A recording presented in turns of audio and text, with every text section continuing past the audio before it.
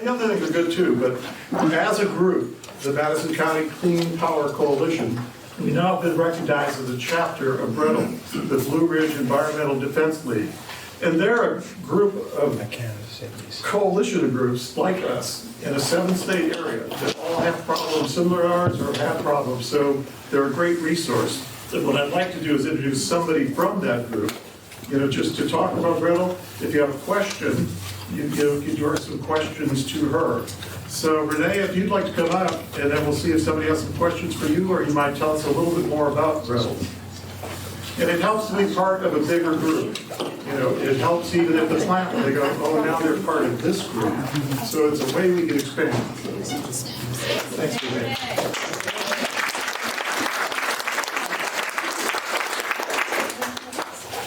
Good evening, everyone. It's a pleasure to be here. I am so really amazed at your progress in such a short time. Blue Ridge Environmental Defense League came about in 1984, and it was started by Janet Zeller, who passed away about 7 months ago, and her husband is Lou Zeller is now he's been the executive director. But she was spirited, just like you. And the whole issue of biomass is such a stressful, sad thing. Blue Ridge is an umbrella-like. And under this umbrella, organizations just like yours come under the organization of Blue Ridge. Blue Ridge has organizations from Tennessee, Alabama, North Carolina, Georgia, South Carolina, Virginia, Maryland, and Alabama. And they did the same thing that you did. They come together, and the way I came in contact with Blue Ridge, I chair an organization called Citizens for a Healthy and Safe Environment, and they call us CHASE, which is not what we planned, but they always think we're going after organizations and messing up their economic plans, and the developers run when they see us coming, but we're only trying to do the same thing you're doing, save your community, and you want your generations to come, your grandbabies and your children to be able to have fresh air, fresh water, fresh soil. So Blue Ridge started very small in their church. They were fighting a project similar to the biomass plant, and it grew. And so what happens is with Blue Ridge Environmental Defense League, what happens is we support each other. And the groups, you might have a group named Moses, they come under the umbrella. And Blue Ridge offers a lot of things, support for you if, for example, you have a big meeting with the Board of Commissioners and you might need an expert witness. Sometimes you can be referred to somebody who knows a lot about biomass. You've already had contact with scientists. So whatever you need, if you bring it to BREDL, more than likely you're going to get some help. Brenda, my colleague, we live in DeKalb County, and in 2009, I was sitting in church minding my own business, and the mayor came up to me and she said, I know you're an activist and you're involved in things. They're trying to put a biomass in the neighborhood. And I said, what is that? Because I had never heard of a biomass plant. So I went to work and started doing research. We fought that biomass plant before it came. 4 years. Finally, I guess, it was a lot of work. And Blue Ridge does not, normally we don't go filing lawsuits immediately. We do exactly like you. We educate the community. Keep going. If you turn that on,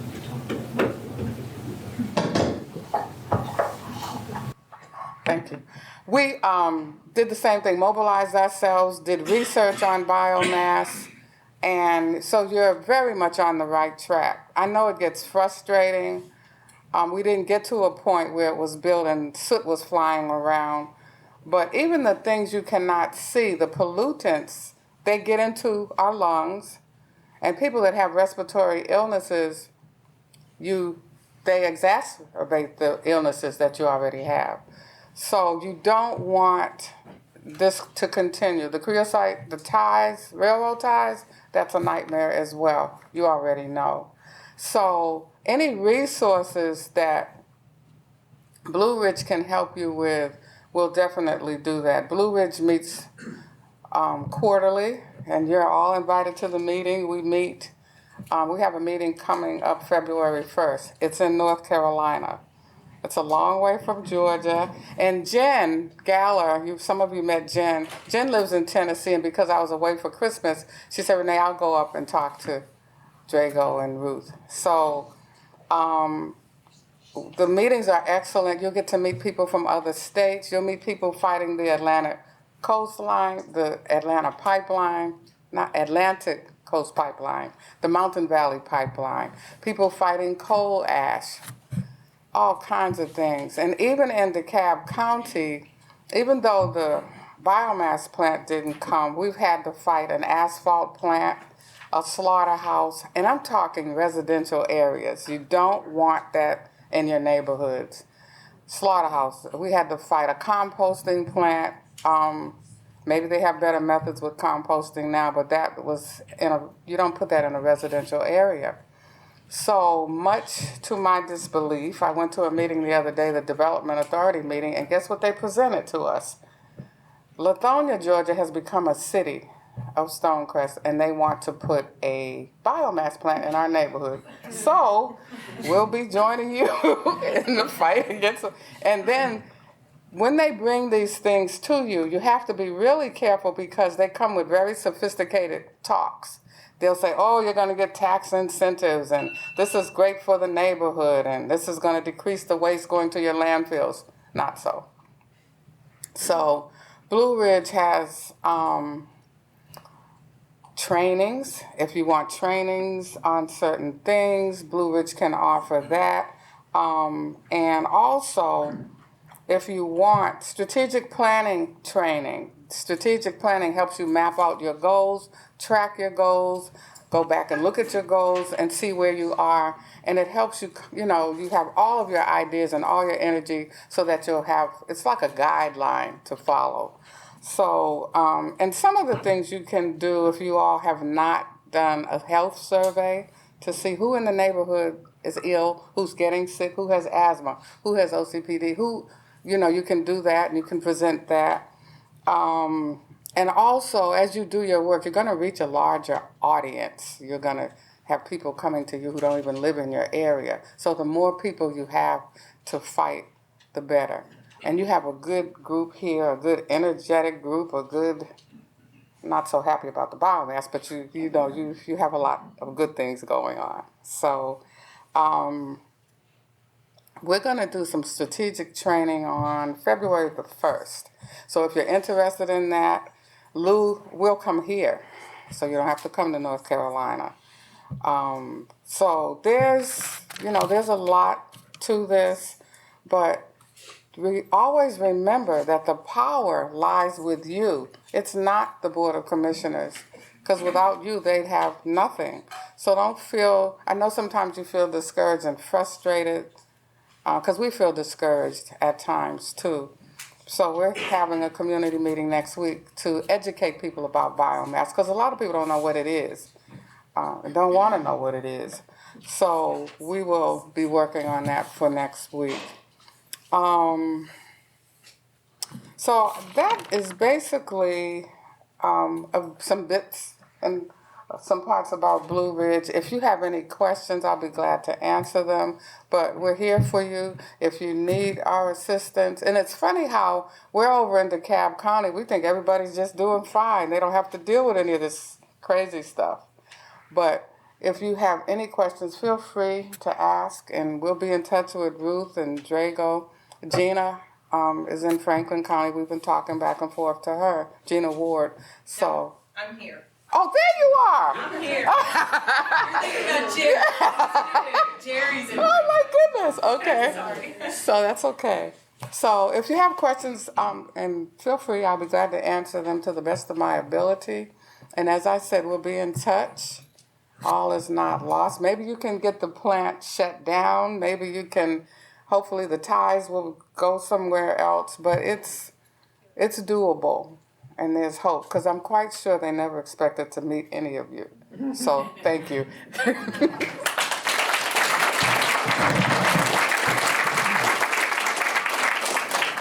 You know, Renee's point is really good, and I can't overemphasize enough about how many groups there are like us across the whole country.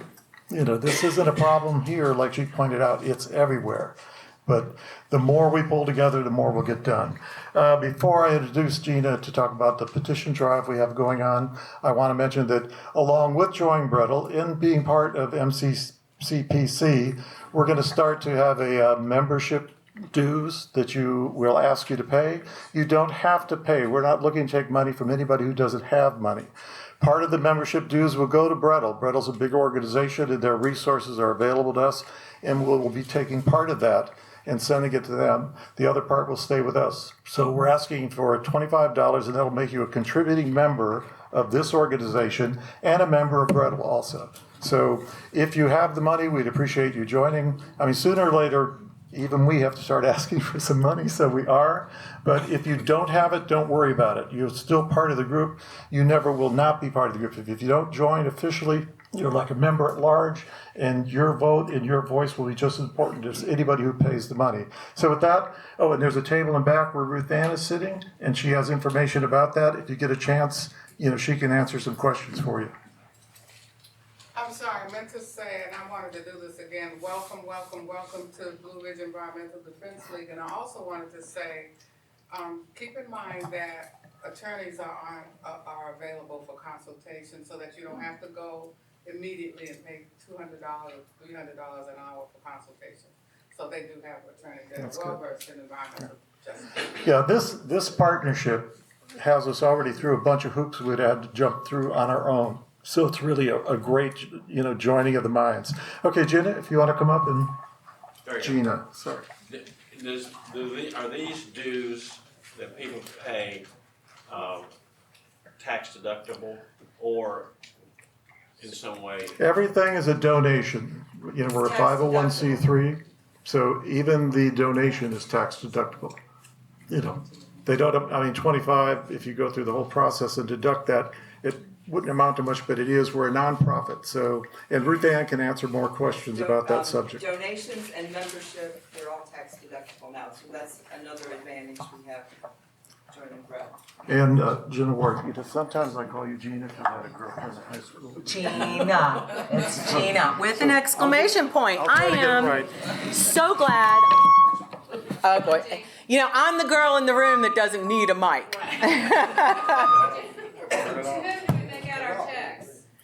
The checks can be made out to CPC MC. Oh my Lord, here we go. MCCPC. Clean Power Coalition. Clean Power Coalition. That will work.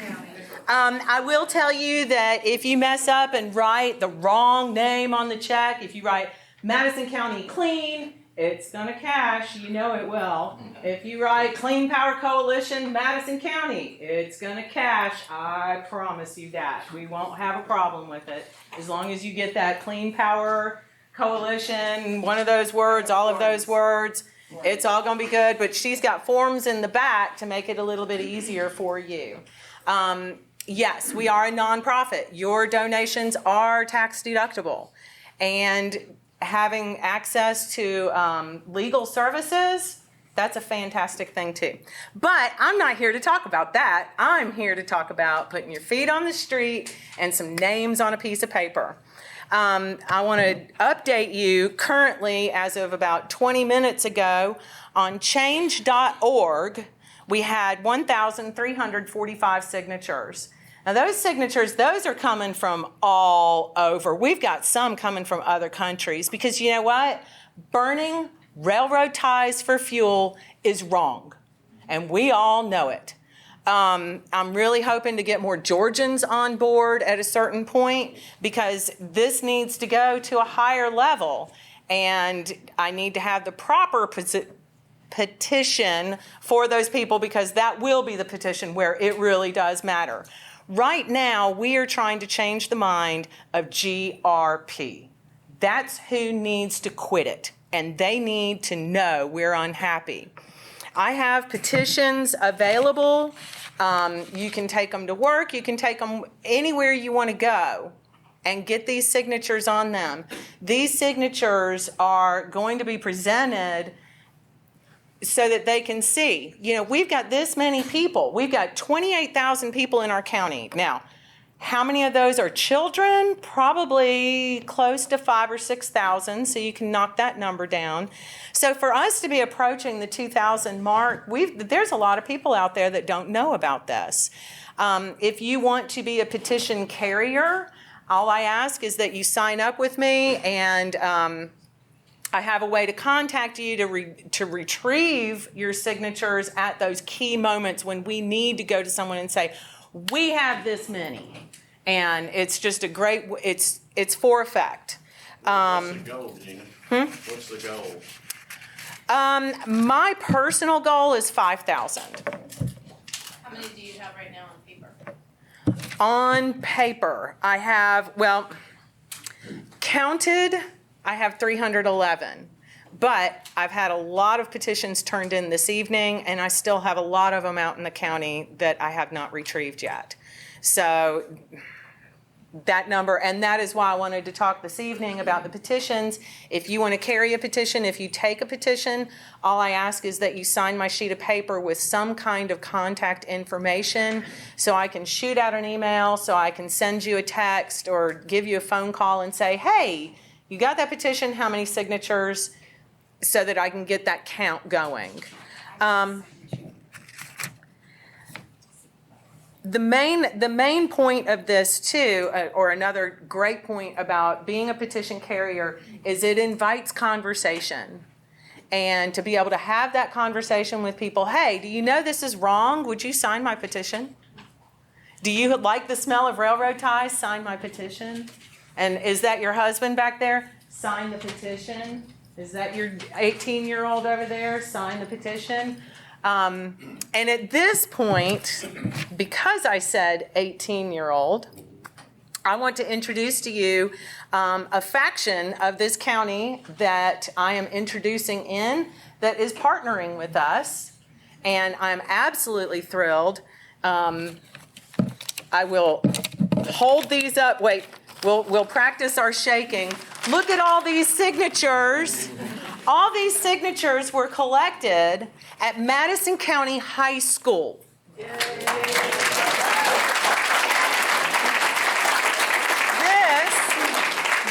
I ever teach you? I don't know. I don't remember. I think you only had to put up with me at car rides. Yeah, probably. Maybe so. This is Waylon Johnson, and he is are you the founder? Co-founder. Co-founder. My friend Lila back there, if you want to raise your hand. Lila, Here, raise your 50-50 hand, founder. girl. Yeah. This is Waylon founded the Real Change Project, and I am the mother of very young adults, and I want them to have a clean Madison County without the stench of railroad ties while they're thinking about their future.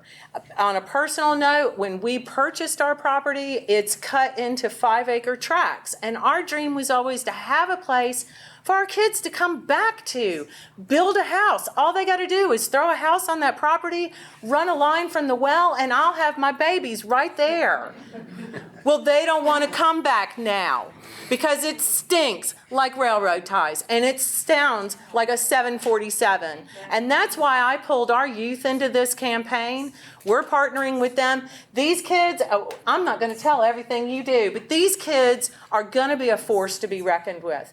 They, if not are already voters, they are our future voters. And I think their voice matters, and I'm handing it over. If you are soft-spoken, pick up that mic and turn it on. Can everybody hear me like this? Yeah. All right. Well, at the beginning of this summer, right after 11th grade school year, me and Lila were talking about how there's so many young activists at the high school, and there's so many people that want to be able to do something, but there's no outlet for it. Things like rides, being too young, they're not old enough to join certain groups, stuff like that. So we decided to found the Real Change Project. And what it is basically just a group of high school students who get together and we do cleanups. We've started a couple recycling programs at the high school for the marching band, a couple for some private businesses, and a couple places of worship. Now totally we have over 1,000 pounds of trash collected with 750 pounds being recycled. You can go back there and see our brochure for more. But basically, our goal is to educate more people about the effect of what we're doing to the climate, especially what that has to do for our youth. Because, don't take this the wrong way, but some of the younger generations are going to be the most affected by it. Right now it may be, smelling the plant, or it might be the immediate health effects, but we're looking 30, 40 years down the line whenever we're adults and we're sitting here like this, we're talking about our increased health insurance cost. We're talking about a changed climate that we can't live in, damage to the environment that's been caused by generations before us. I mean, it's not like you could point towards anybody in this room and say your generation's responsible for it. It's time for a generation to stand up and stop it from happening. And that's what the Real Change Project is all about.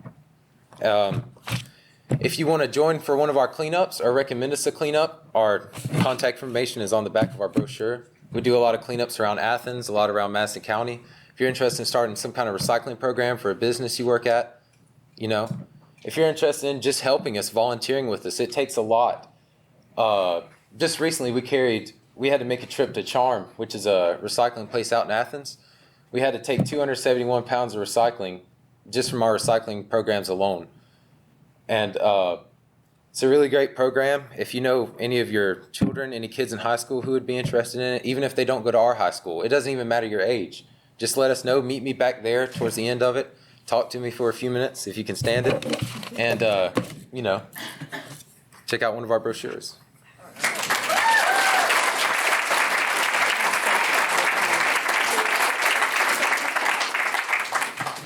Okay, so you heard from Waylon, you heard about a new environmental force going on through the county.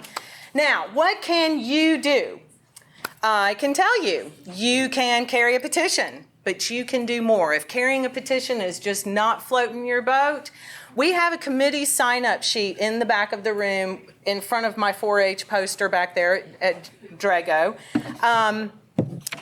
We have different committees.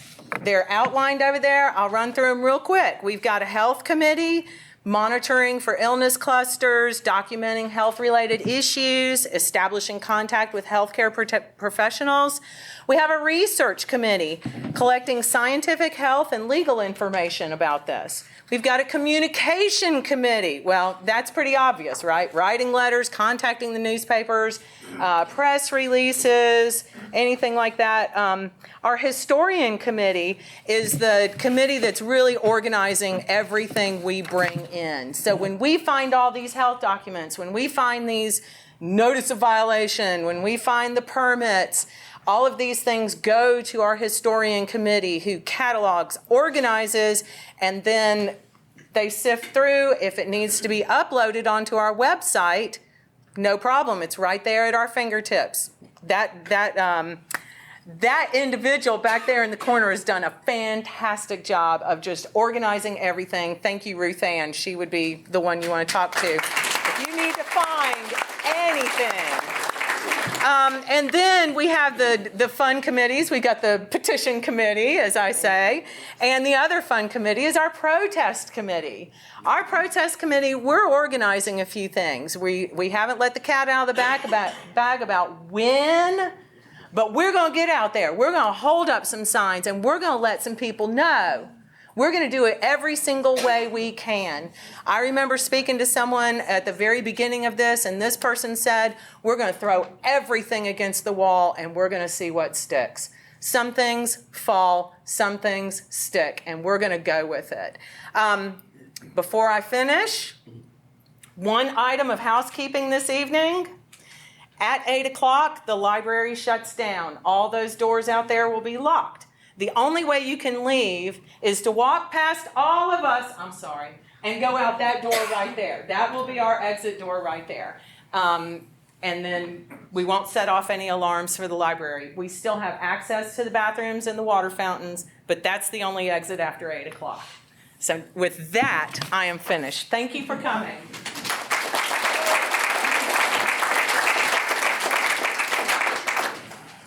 Well, I had a question for Jim. okay.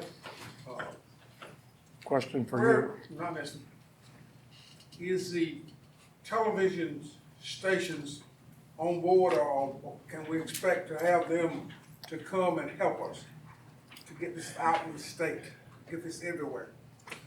We are working on generating that interest. My personal experience with the news stations is I got one phone call back and they wanted a political scandal. Now I said, well, I don't have a political scandal for you. They were not interested. They went on.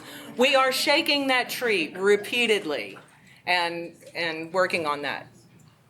That's my go-to goal, actually. I'm taking notes here so I can write a information-filled email to the CBS Bulldog, and they have really taken the plant of the air pollution to task in Atlanta with more than 1 or 2 stories about it. And I think if we give enough stuff, and maybe I could get Drago somebody's contact info, so I'm not trying to do this for me, throw them to you. So I want to put all this information that you guys have given us tonight. You could do as well as me. I mean, Well, everybody needs to do their part. tell them somebody they could contact that would know all of your, and you know, if we can even tell them, not to let the cat out of the bag here publicly, but if we knew that this date we're going to have a protest, that would be more newsworthy, that maybe they could come and interview people who are holding signs standing on the Highway 72 or wherever. So I'm hoping to get them. And to follow up with that point, because what you're doing is fantastic. And Drago has repeated time and time again, you're here. You're part of the coalition.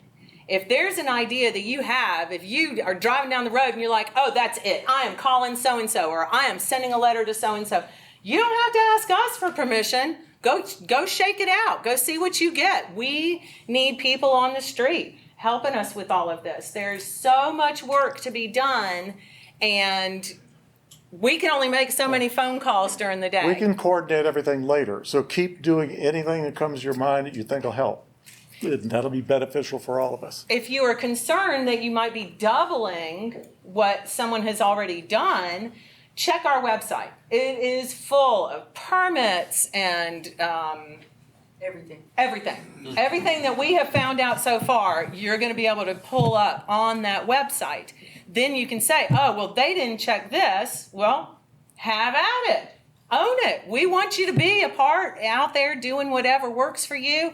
If you have an idea and you say, you know what, calling this is just not my thing, but I have this great idea, well, send us an email. You know, we'll shake that tree for you, but we would rather you do it yourself. You come up with the idea, you should go try it out. We want to empower our members.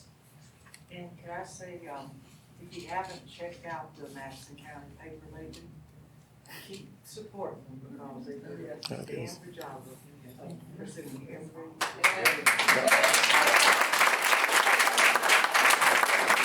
You know, if I might say, we have a couple of things on the agenda. We were trying to leave enough time tonight to have a little question and answer period, because a lot of us know the answers, or a lot of you may know an answer, and I think it's good to let people speak up. So we'll try to get through the next couple things, and then we'll have time to talk, you know, amongst ourselves, which I think is really important. You know, we do it all the time, but we want to give everybody here an opportunity to ask and get a question answered, or just voice their opinion. And what I'm going to do next, I'm going to let a little cat out of the bag, because I happen to be the protest committee. And I've been there for a long time. I thought I was retired, just like I thought I was retired from work until this happened. And I thought I was retired for protesting, but this is a good cause. So what we have planned right now, and I'm talking with the Madison County Sheriff about what we can and can't do, but on the 25th of this month, we're going to do a little, I call it a walk around. I don't want to call it a rally or a protest or a march. We're going to do a little walk around at the plant with signs. And we have an area right by Highway 72 where we can stand and not be in the way of traffic. We have an area along the side of the HV Chandler Road where we can park. And if you want to be part of that, it's from 10 o'clock to 1 o'clock. Right now, they're saying it might rain, but this is a rain or shine event. We're not going to let the rain stop us. I have one more meeting with the sheriff to confirm it. I don't think we'll have a problem. He has a stop burning railroad tie sign at the end of his driveway. So I'm not saying he's an ally, but he's definitely supporting what we're doing. So keep that in mind if you want to do that. I think it'll start appearing that this is going to happen. And the more people, the merrier. But we certainly can't cause an obstruction. We can't have any megaphones and no signs on sticks. You know, it's just signs you can carry. So we're gonna have some of these signs there, but you can make signs, you know, that say whatever you want them to say. You wanna tell them where we're gonna stand? Well, there's, right where the HV Chandler Road turns off, there's a cemetery back in the woods there that's been well kept up recently, which is nice.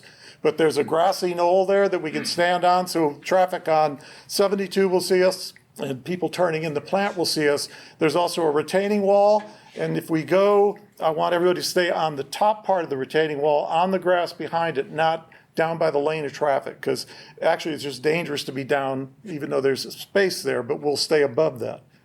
So that's the plan for the 25th, and the cat's out of the bag, and we'll have to see where it goes. And I hope the sheriff stays on our side through this whole thing. The other thing we're going to do is sometime in February is take a few people and go to Atlanta. And I've checked with the Atlanta police, and we're going to picket in front of Georgia Power's headquarters in Atlanta. You know, it's their corporate headquarters, and it's because they're buying this power that that plant is there. You know, they provided the incentive to build the plant. They're the ones that are benefiting from it. You know, the little bit of tax money our county is getting, it looks like a lot to our officials, but it's really not. You know, the benefits mostly go to GRP and to Georgia Power, so we need to do something there too and attract attention. And the reason for both these things is to try to get our plight, you know, the people that are in this impact area, to make that impact area so big that people will start listening to us. So that's the protest committee report for right now. And again, hopefully you can make it there on the 25th. And if not, look for us in the paper. I have a question. Can we all wear masks? That's a good idea. One of the first things I thought was, well, if we had those World War I gas masks, that would be good. Well, you know? I'm close to the plant and I'm being affected. And my sister suggested that I wear a face mask when I go outside. That's a great idea. For protection, and that I wear earplugs because the decimal level is going to affect my loud, hearing. right. And what she's pointing out again, and I don't know where you all live. I live 1.5 miles from the plant. There are people here I know that live like 5 miles from the plant. The closer you are, the worse it is. I mean, it's disrupted my life. But when I visit people who live closer, you know, they do not have a life anymore. So more so for just us and the fact that this can pollute and go on for years and years and years. There are people right now whose lives are unbearable. You know, I mean, really unbearable. And I'm sure there's other people in this room that would attest to that also. Anyway, keep everything going. And I think what we'll do then, are there any other committees? We have a few that want to say anything, that have a report tonight? Yeah, I don't have a report. Okay. I would like to see a couple of people, for example, who are already thinking about connecting with the media to sign up for the communications committee, because we'd like to know what you're doing too. Very good. Okay. This is the sheet to sign up. All right, Wendy is going to do a little presentation about our website, how to negotiate it, and then after that, we're going to take whatever time is left to 8:30 when we have to leave through this door only, because if we go out another door, the sheriff will be here, and we might get on his bad side. So, you know, Wendy? Okay, I'm going to stay seated because, just because I'm punching the buttons here. We have a new website, and it's got literally everything on it. I don't know if you guys have looked at it yet or not. If you can't remember, or if you're not writing this down right now, it's okay. If you go to the Facebook page for Madison Clean Power Coalition on our Facebook page, The website address is there, you just hit that and you'll go straight to the website. But the good thing about this, and I don't know if it's gonna work here, because I don't know if I'm signed in yet, we'll see. Okay, great, we did it. So the let's see if we can, I got it here, but it's not showing up there. Okay, so, not sure why that would be, but It was over on the left just a second. it was? Yeah. Okay, let me try it again. No, anyway, so I'm not gonna fight with it. Oh, Bring it to the right. Drag it, What? drag it to the right? Where? There it is. No, what are you talking, oh, The cursor. oh yeah, the cursor, but I've got it here, but it's not up there. So anyway, what you're gonna do is go to this, and on the website, I've made it very easy to navigate, so that if you wanna find out, like for example, people wanna know exactly what we've done as far as the Madison Clean Power Coalition goes. There's a place where it says permits, citations, and scientific studies. You can click on that, and you can see all of the citations that our particular power plant has received as a result of our complaints that are legitimate. I mean, they're really things that these guys are doing poorly or badly. There's also question and answers. The questions and answers that we had from the night that we all got together, and there was like 300 people there, we answered the questions and put them on the website. So the questions and answers are there from the scientist people. They're also there from the people who, like the EPD. We have not received answers yet. Those questions that people submitted, we have not received answers yet from the from GRP. They said that they have to send that to their headquarters, which is Veolia, which happens to be in Paris. So I'm thinking that, you know, bureaucratically speaking, we might see it maybe in 5 years. So that's some of the things. We also have pictures. We have various things that you can look at as far as the question and answers, creosote facts, scientific facts. And then also it tells you a little bit about our schedule, what we have for you know, upcoming events, what we have for meetings, what we have, little information about all of us and what we're, you know, who's involved with the core group that started organizing this in the first place, and also how to contact us. In a few, probably in about a week, we'll have a way that you can also donate online. So if you're not able to donate tonight and you don't, you know, you just want to wait, we'll have a donation page there, so you'll be able to just click, hook onto either PayPal or a credit card, and then you can donate that way. One other thing that I wanted to say, when you're talking to people and you're going around with protests and things like that, we have palm cards. We'll have a stack of them in the back. If you take a bunch of these, what this is this talks about the issues that we have, and then on the back, it's who you can contact. So some of you guys already have a bunch of these, but we have a lot more, so that this way you can have the ability to just hand this to somebody, because sometimes they'll say, yeah, okay, and it won't register. But then when they have a chance to sit down and read it, these are the people on the back that they can contact so that you can complain. So we have a lot of different things. The signs also, we have the ability to sell some signs tonight for $5 each. And they're becoming quite the fashion statement for your property. I've noticed they're all over the place now. So we have a bunch of things. And I'm so sorry that I wasn't able to make this show up on there.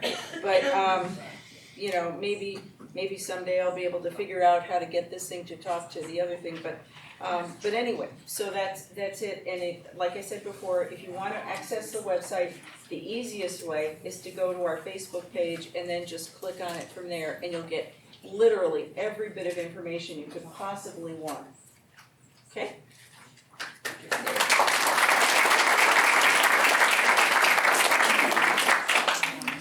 Okay, if there's no other committee reports, let's just open the floor up. You know, what I'm thinking, even if you don't have a question, even if you just want to tell us your story, as long as you don't talk as long as some people I know, that'd be perfect. You know, because I think all of you here have a story or you have a reason for being here, and we as a group would like to hear why. But if you have a question, we have some people here, I think, that could answer the question. So let's just open the floor up. If you want to come up here and ask your question, you can. If you want to stay seated, you can, but never be afraid to speak up. Somebody told me once it's better to speak with a shaky voice than not to speak at all. So, keep that in mind. I have a question. And on the website, do you guys have a way for people who do have health issues that are really, really close to be reporting stuff to y'all? I Not think, yet. go ahead. I was gonna say not yet, but what we're gonna do is have like a little blog section just for that, so that you can register your health issues or concerns. Okay, I'll start from the front and work my way back the aisle, so. Briefly, we've got petition girl back there. I saw up there that you needed them turned in by the 25th. That gives us a week to do petitions. Where is that petition going? And why are we doing it? Why does it have to be by this week? Okay, so the deadline of the 25th is for a particular meeting that we want to just be able to say, hey, you know what, this is what we've got so far. That does not mean it ends, because the end location of these signatures ultimately is GRP. We want them to see, this is how many people live in this surrounding area, and this is how many people have signed this petition that live in that surrounding area. And so where are you taking this preliminary list? Well, we're going to present them to the Board of County Commissioners. I don't know if you read the local paper tonight, but the chairperson had an article in there that I already mentioned where he paints a rosy picture. We tried to get on the agenda at the Commissioners meeting for the 27th. So we could have an interchange of conversation with the commissioners. What we were told was that basically the meeting on the 27th is a business meeting for county business. And I guess we don't qualify as county business, and we'll be addressing that. What they do have is a 3-minute per person period towards the end of the meeting where you can comment. It's an interesting thing because you can get up and say what you want, but they do not have to respond. So you get up and voice your opinion and then sit down. And I think. Greg, I have a question about how this whole thing has worked. Yeah, let me just finish. But we're going to present those petitions along with some other things and along with a list of proposals that we'd like to see the county board to do. Go ahead. Who is wagging the dog here? The industrial authority is making all these decisions. They've put us in debt. The commission, they're not even elected officials. The commissioners, do they answer to the industrial authority? There's a state law was set up to create these industrial development authorities throughout the state, and I think throughout the country they exist. And they basically get part of the millage rate, the tax money, and they operate for the most part independently of any elected official. Now, they're appointed by elected officials, so that's the connection. But we have one of the proposals we're going to present to the board is that they rearrange their contract with the IDA. And the IDA can do some good things. They're putting in water systems and stuff. They could do some things that are beneficial. But what we want to try to get the commission to do is renegotiate that agreement. And I'm not sure about how the state contract actually reads when you create an IDA. But let them go with what they want. Let them pursue projects that they think will help the county. Let them pursue businesses. But before they actually spend the money, we want them to have to get the board to vote on it. Some elected officials will say, yeah, go ahead and spend that money, instead of them just doing it on their own. But right now, they can do it on their own. That's the way it's set up. They have the authority to take your tax money and spend it on what they want to spend it on, with really no oversight. We have 2 commissioners here, they're listening, so I'd like to thank them both for coming. Lee Allen and Gary Doster's over there, and he's in the Colbert, district, so. So I think it's one of the things we need to address is how the ID operates. And again, I'm not saying they're wrong. I might disagree with the choice of this plant. And we have some proposals to address that in the future, which we have to worry about, because what will be next in this industrial corridor?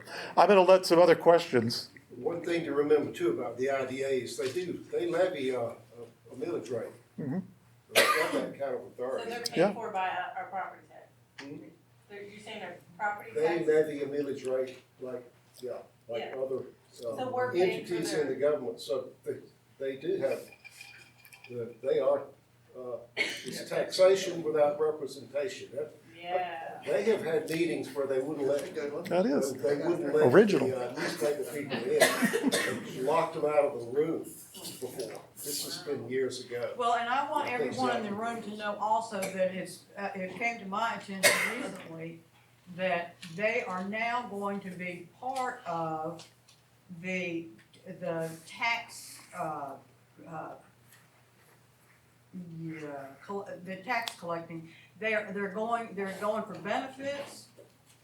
They're gonna be like the commissioners as far as I can tell, but again, they're not elected by us. Right.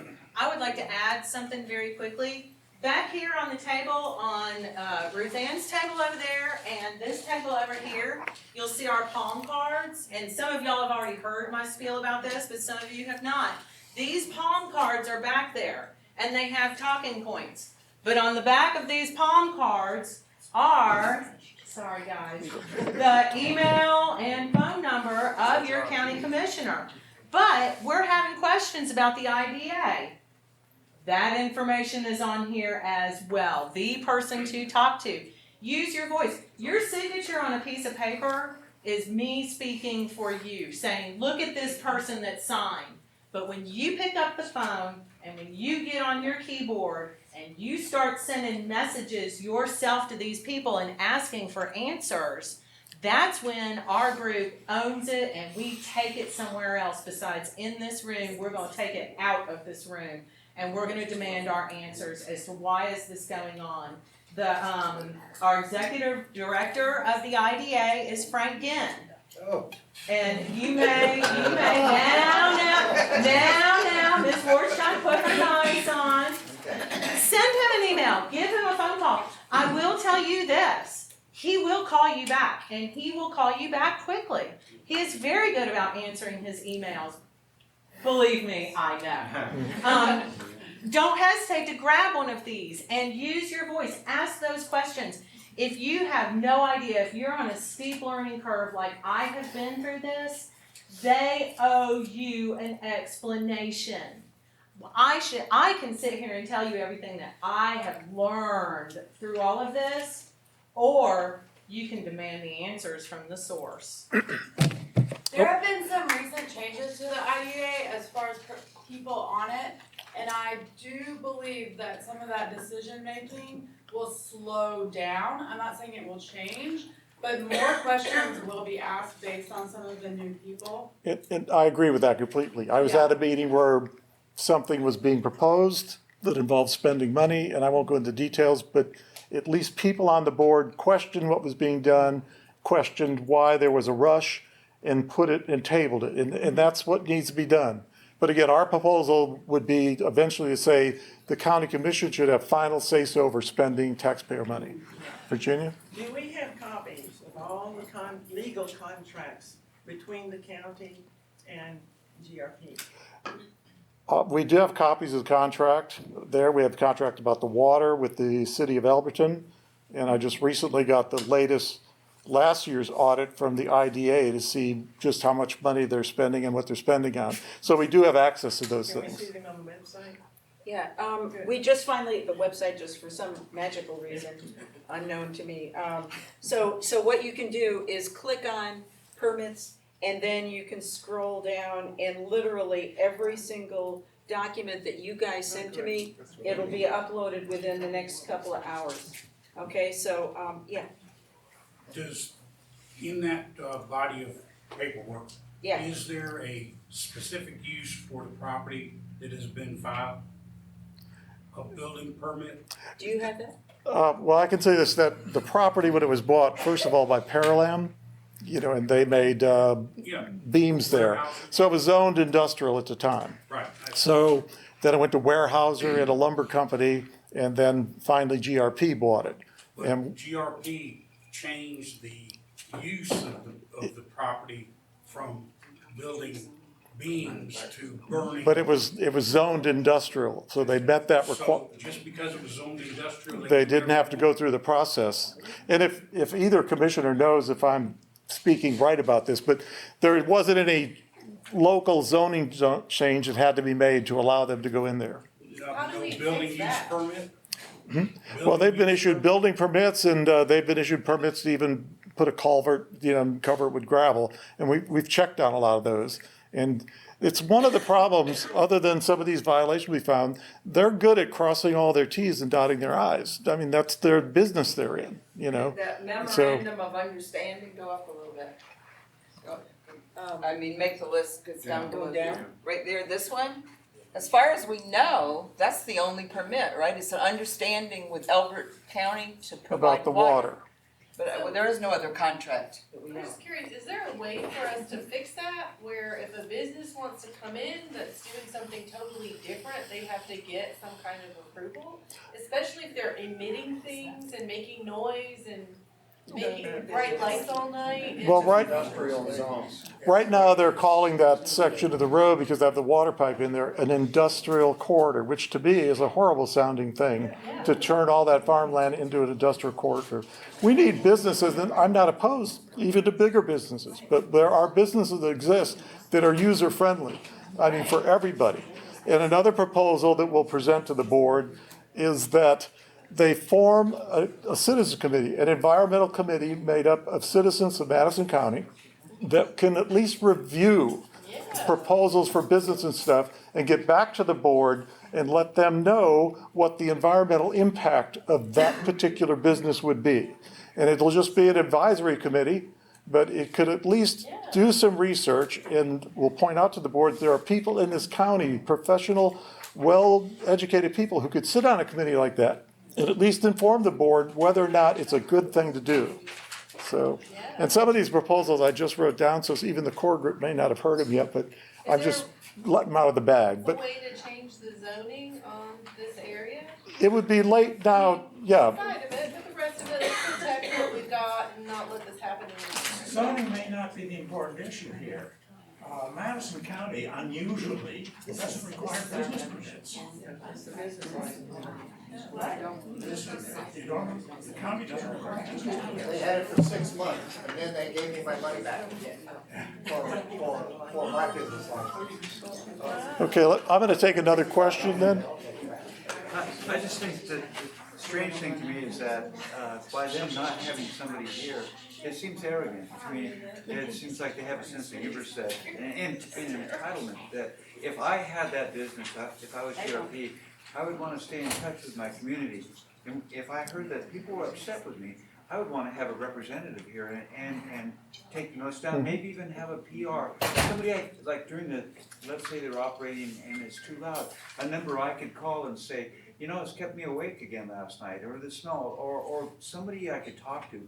But their silence and their lack of representation to me tells me that they don't care. And that bothers me. Yeah, and I think what you hear is they've had a lot of problems. You keep hearing it's gonna get better, it's gonna get better, it's gonna get better. But from my standpoint, where I live, and for a lot of other people, it's just gotten worse and worse and worse. So, right. Why not? They don't care about you, is why not. Over here? It strikes me that maybe more of a strong legal argument would be when somebody has done something, one business has done something that has interfered and ruined somebody else's business. And so I'm curious if you guys know who wants to pick strawberries right across the street from Chris subdivisions.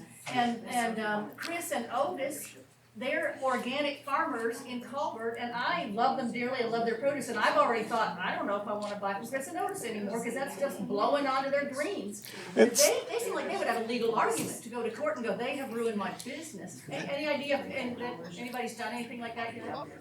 I know there's some lawsuits right by the plant, and I won't go into details of anybody's lawsuit, but that's an option for people, to do some civil action. But, what happens in a rural community like this, and that's why they pick a place like this, is because we may not be at the upper end of the monetary spectrum.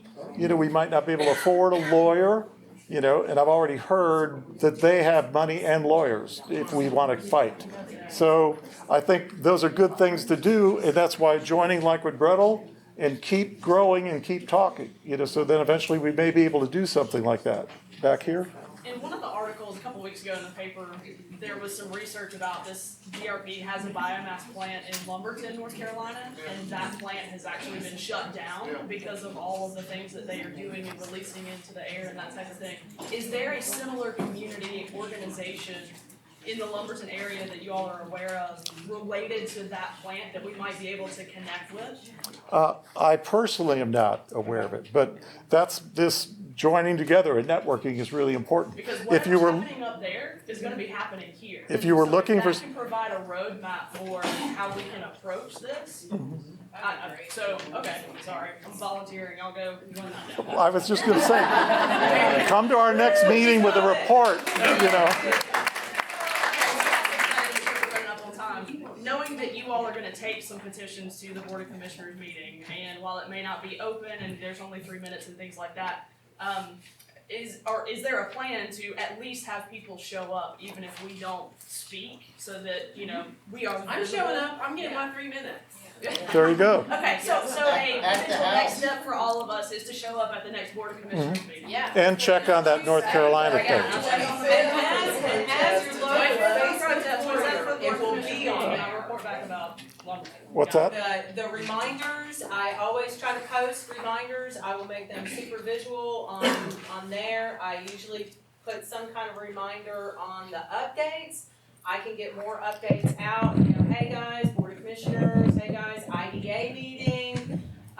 You know, these meetings are all public meetings and they're open to the public. So to be there, whether you stand up and say boo, doesn't matter. The fact that you're there is one thing.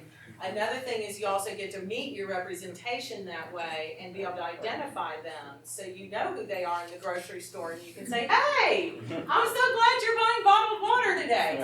I'm kidding.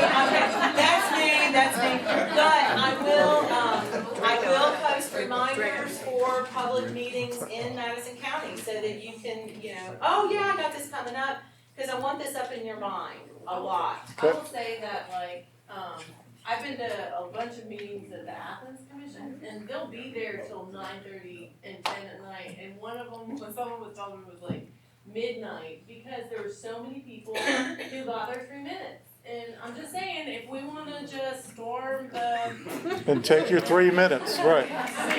Good idea. See, this is why we need to get together, because ideas come out, we need to follow through. Over here again first? Today I videoed the railroad pulling in 30 cargo loads of railroad ties to the plant. 30 long, big cargo. They do that 3 times a week too. Yeah. I have a suggestion that was coming from the back when someone's doing this, a quiet suggestion. Do you want me to tell them? Okay, so here's the deal. Next commissioners meeting, I'll start broadcasting when is this meeting, and I'm going to give everybody a color to wear. Because if we all show up in the same color, they're going to know we're a united force, that we're all going to. You see those people sitting in red? We're going to wear red. I'm sure we all have our red from UGA and all that kind of stuff. But if at all our public meetings we all wear red, then they're going to know whether you stand up and talk or not. Oh, that one's sitting back there in red. They're mad about CPC. We're mad. Red. Red hot mad. And just okay, there we go. Our color is red. Do you have a question? The petitions, Yes. how do we physically turn them in to you? You can send me an email on madcocpc@gmail. My phone number is on the Facebook page. You can shoot me a text. You can give me a call. Hey, I got a petition. And I'll be happy to come and get it from you or meet you somewhere. I'd be happy to come collect them too. Do you think I would miss it? Oh my. One other thing I want to say, we have approached the Board of Commissioners to have a public meeting where you and everybody else with concerns could voice how they feel, because I think the commissioners need to hear this. They're living in a world where, like I said, this article tonight, it paints a rosy picture for this thing, which is, it couldn't be further from the truth. It's not a rosy picture. And the $1.68 million in taxes they get is not enough money to solve the problems it's created for anybody who lives in these zones around the plant. I just talked to John Scarborough at the beginning of this month, tried to get this group on the agenda, and was just told no. So we have our 3 minutes, and I like the idea, and that's why we're here. So ideas come up. As many as you could fit in the room, let's ask for our 3 minutes and voice your opinion and say the things you're saying here tonight to them. You know, because I don't think they believe it. Again, I don't know, they've got sunglasses on. Yeah, Franklin County, we went up to their they had a special meeting and the EPD came from Atlanta and we were there for 2 hours and the board up there was asking the EPD lots of questions and they've had 2 special called meetings up there, one where GRP came, so we need to, our commissioners need to do the same thing for us. And when I say, I'm not speaking for all the commissioners. I think there's mixed emotions on the board, but like a lot of political bodies, one person has more say-so than the others. And at the moment, we can't get through that wall of, trying to get this meeting going. He assured me he would ask all the other commissioners again about a special meeting.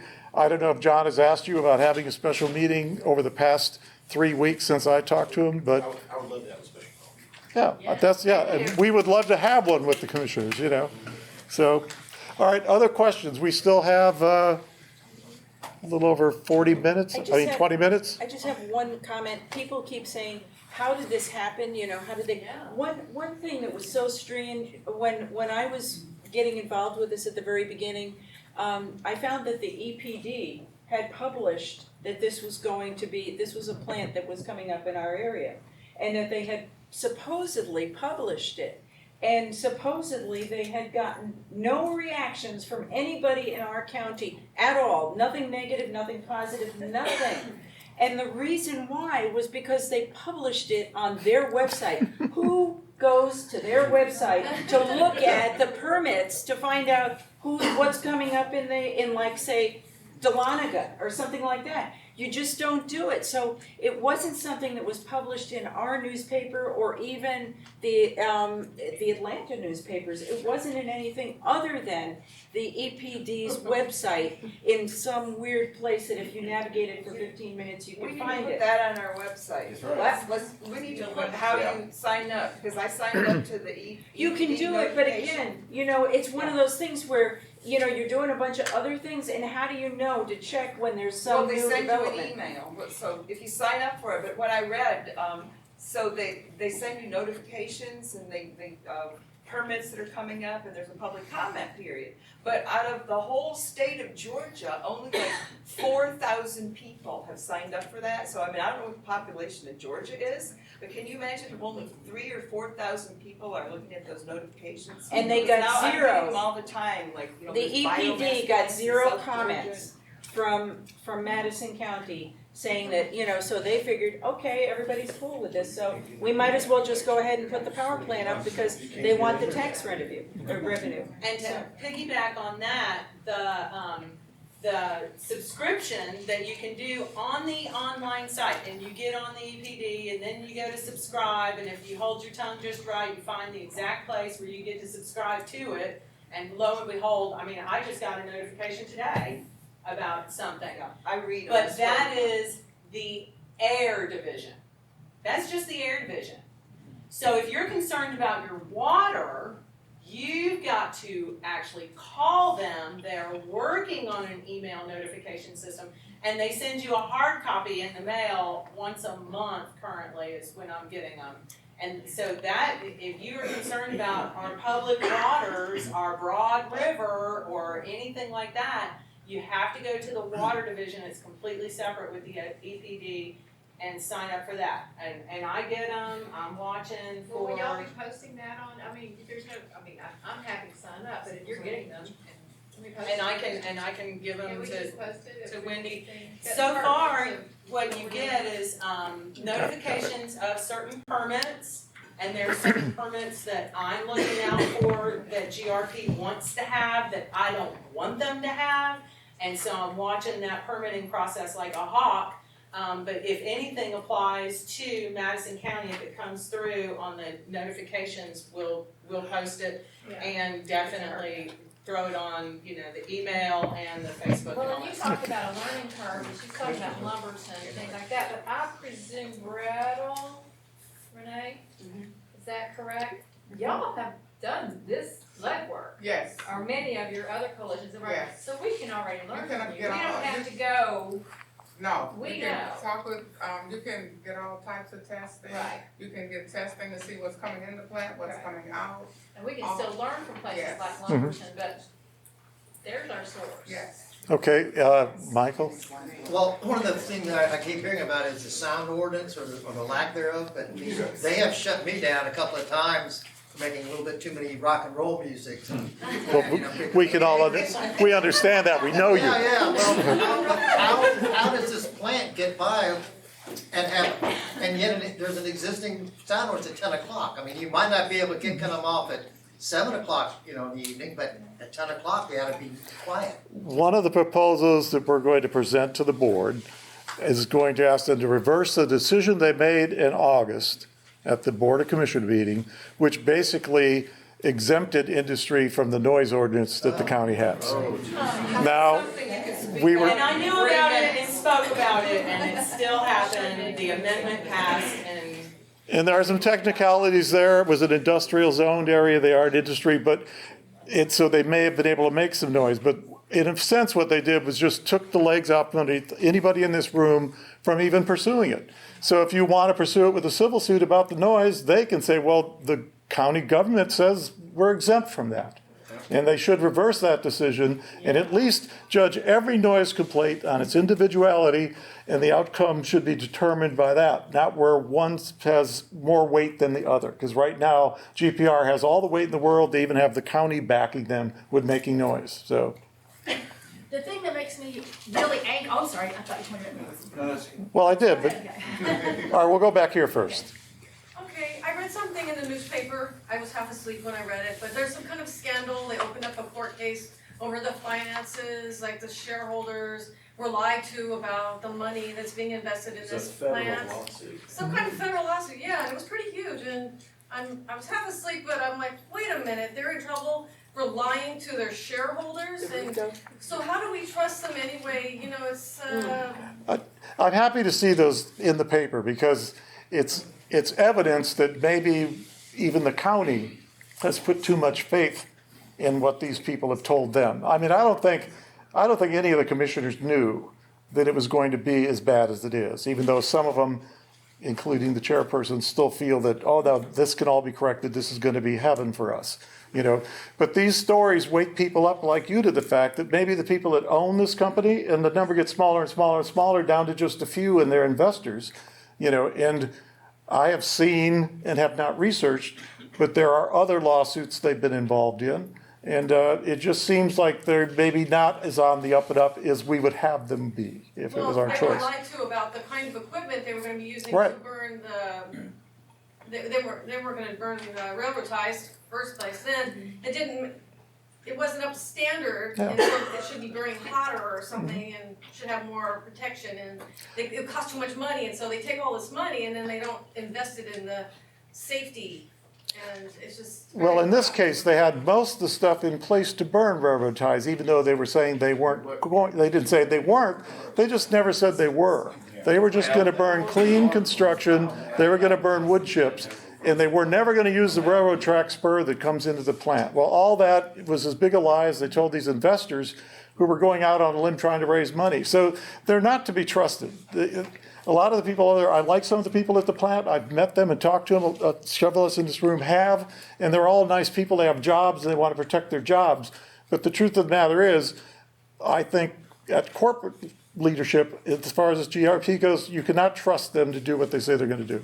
Well, I mean, they have jobs, but they're getting paid and they made the choice to work there. I didn't have any choice in them ruining my property value, my water, my air, ruining my farmland, my cattle, my horses. I had no choice. They have a choice to work there and they're getting paid. I'm not for putting up with them in my backyard. Yeah. And neither is Mac and Cheryl or any of the rest of you in this room. And what we're all up against is, some people are saying, that's not true. That's what Come to my house. Right. Come to that's all you have my to do house. is go there and see it. Go to Mac and Cheryl's Exactly. house. Go to Flo Hicks's house. Go to Danny Morris's house. Exactly. Go to Dennis Moon's house. There, How is creosote even legal to be burned? Because in other states, I had a house that was built in the 1930s, and the wood on the bottom of the foundation was treated with creosote. Before I was able to sell that house, I had to have it. get rid of it. No, this was last year. Yeah, well, he looked at California. So California has a whole different set of rules. Every state is different. So we could change the state rule too, so that's something that we need to talk about. And that's an avenue that's been pointed out, that maybe the law could be changed, and then this place could grandfather in for a year or two while they burn up what they have, but then they would be stopped. So, That's very genuine. Renee has The laws can be changed, and some states have banned creosote. They have banned it. Austin, Texas is one of them, so the laws can be changed. okay. What I started to say about it, like how did they sneak in here, what makes me the most angry is I fought with my Elbert County friends, because they tried for Elbert County, and I sat at Elbert County commissioner meetings and protested and passed around petitions to write on, and those people had a lot of information about the sweet little trips and here, well, they sweet talked and threw money at the commissioners, and who, you're naive if you don't think that's how things happen, and I already went through all of that, and I was like, whew, we saved my water, and then, boom, what's this I'm driving by, and the fact that it was just, maybe they learned a lesson in Elbert County is we can't let so many people know we're coming, and they just took over our county. So I'm kind of outraged. And should be, Yeah. you know. But yeah, you hear our county referred to as a bedroom community, a bunch of quiet people, you know, and part of that was true. We were all somewhat asleep at the wheel and maybe not paying as close attention as we should. But I honestly feel now we're all wide awake now. We're not asleep. So they're not going to sneak anything else by, you know. And it's never outside the realm of possibilities that it could be stopped. Not only made better, but stopped. But that's just, time will tell with that. The sound ordinance, can they not just be close to an industrial site or corridor, whatever you want to call it, I'm sorry.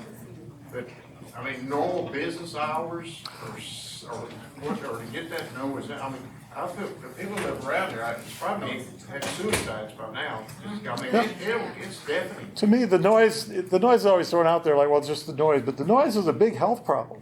Because that noise all the time, and like in my case, I can go to sleep at night because I'm tired. But at 3 a.m. when I wake up and I hear this, it's hard to go back to sleep because then I start thinking about how that shouldn't be there.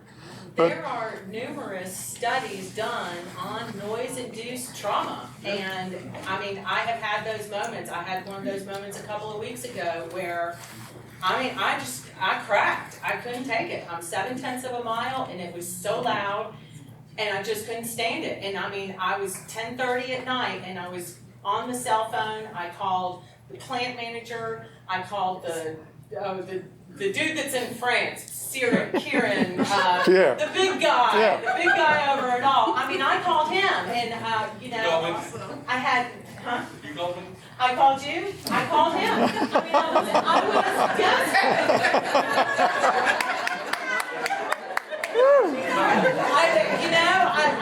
I was desperate, and when that noise, you know, it is. But I've read about it.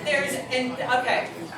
This is an interesting source of information, but if you go to barkingdogs.net, they have a whole chart of what noise can do to you when you are subjected to it constantly, day after day after day.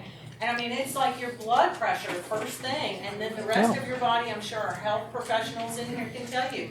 Once your blood pressure goes up, all this other stuff. I normally have low blood pressure, but that night, boy, I'll tell you what, it was through the roof, and and I felt like I couldn't stand it. So it is a legitimate problem, it is a legitimate concern, and our complaints are valid, completely. I mean, it's not a time, a shut-off time. No. The noise ordinance, the way it is now, does not. It has a time limit for some things, normal business hours. But here's a plant that runs 24/7, so you'd have this technicality of what's normal business hours would have to be defined more It's normal more business defined than it hours is. for the company. That noise, I mean, it sounds like times of grinding, Yeah. it's different tones. Some of it's just I know, don't- we drive over to the plant to see what's going on because the noises are different, so. I'd say somehow getting the noise ordinance back to where it was, or maybe even further back. And can these get people it. will claim they grandfathered in, but it still would give people a leg to stand on. And the problem, it's the same problem, what you're talking about, and Gina, and all of us here. The impact zone of people being directly impacted by it, there are people right beyond that, and some county officials are just saying, well, they're just complainers.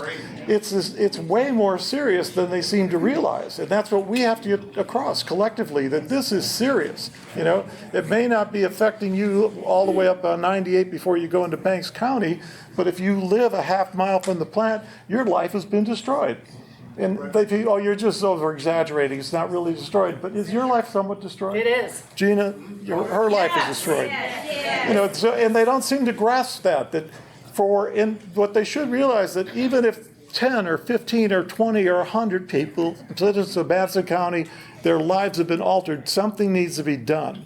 You can't just accept that, well, those people were expendable, It's more than that too, because it's gonna go on, they've got a contract for 30 years, it's going into air, the water, it's not just the people that live around. Well, one of the things like in the Love Canal, the thing that happened, the company is responsible for buying everybody's property at fair market value that's affected. And then see what the damn people do. That'll get them. I mean, what else there is? And I think property value has been brought up and how they drop, and then the whole thing you have to go through of getting assessments now and watching sales, it's a long process to even prove that to a point, so all these things need to be worked out.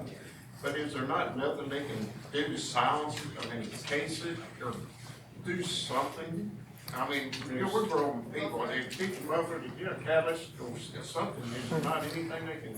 They have some sound equipment coming that's supposed to quiet some things down. I've been in touch with like an audio engineering firm that would like to come to the plant and see if they could do more.